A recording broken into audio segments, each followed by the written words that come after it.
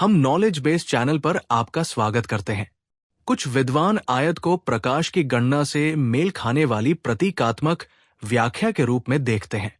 कुरान में प्रकाश की गति आयत की एक प्रतीकात्मक व्याख्या। कुरान इस्लाम की केंद्रीय धार्मिक ग्रंथ होने के नाते बहुत से धार्मिक, वैज्ञानिक और दार्शनिक अध्ययनों का विषय रहा है। कई आयतों में से सूरह अस-सजदा ने विद्वानों का विशेष ध्यान खींचा है, क्योंकि इसमें प्रकाश की गति का एक संभावित संकेत छिपा हो सकता है। कुछ आधुनिक विद्वानों और शोधकर्ताओं का मानना है कि इस आयत में प्रकाश की गति के आधुनिक वैज्ञानिक गणनाओं से मेल खाता एक प्रतीकात्मक अर्थ निहित है, जो धर्म ग्रंथ और विज्ञान के बीच एक सामंजस्य दर्शाता है। प्रश्न में आयत। इस आयत में अल्लाह कहता है, वो आकाश से पृथ्वी तक सभी मामलों का प्रबंधन करता है, फिर वो सब कुछ उसकी ओर एक ऐसे दिन में चढ़ेगा जिसकी मात्रा तुम्हारी गिनती के अनुसार 1000 वर्ष के बराबर होगी। सतही तौर पर यह आयत सृष्टि पर ईश्वरीय नियंत्रण और समय की अवधारणा को दर्शाती है, लेकिन कुछ व्याख्याकारों का मानना है कि इसमें एक दिन 1000 वर्ष वाला संबंध प्रकाश की गति से गणितीय रूप से जुड़ा हुआ है। गणितीय व्याख्या। मिस्र के भौतिक विज्ञानी डॉक्टर मंसूर हस्साबनबी ने 1990 में एक शोध पत्र प्रकाशित किया, जिसमें उन्होंने दावा किया कि ये आयत प्रकाश की गति को कोडित करती है।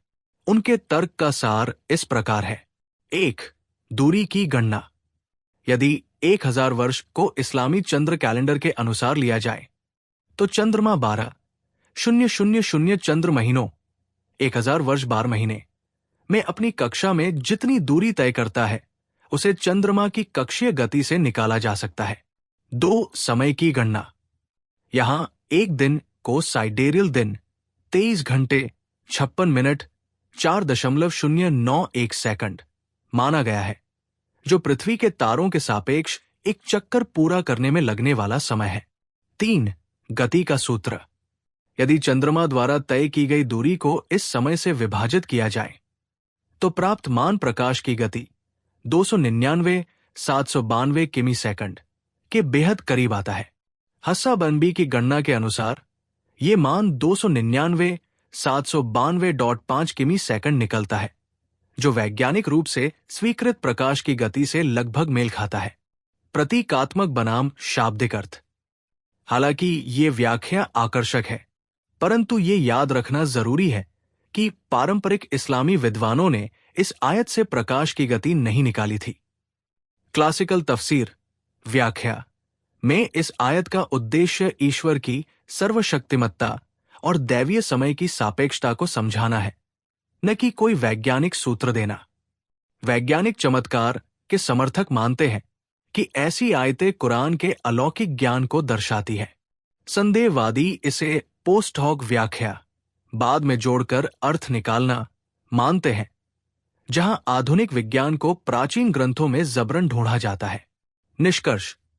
चाहे इसे धर्म ग्रंथ में छिपे वैज्ञानिक रहस्य के रूप में देखें या ईश्वरीय शक्ति के प्रतीक के तौर पर, यह चर्चा विज्ञान और आस्था के बीच संवाद को दर्शाती है।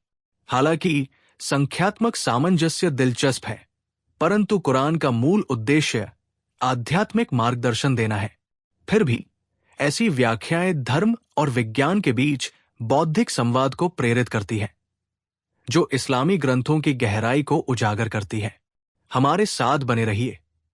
हम इस्लाम के बारे में और अधिक जानकारी लेकर आएंगे, जो आपको इस्लाम के और करीब लाएगी। धन्यवाद।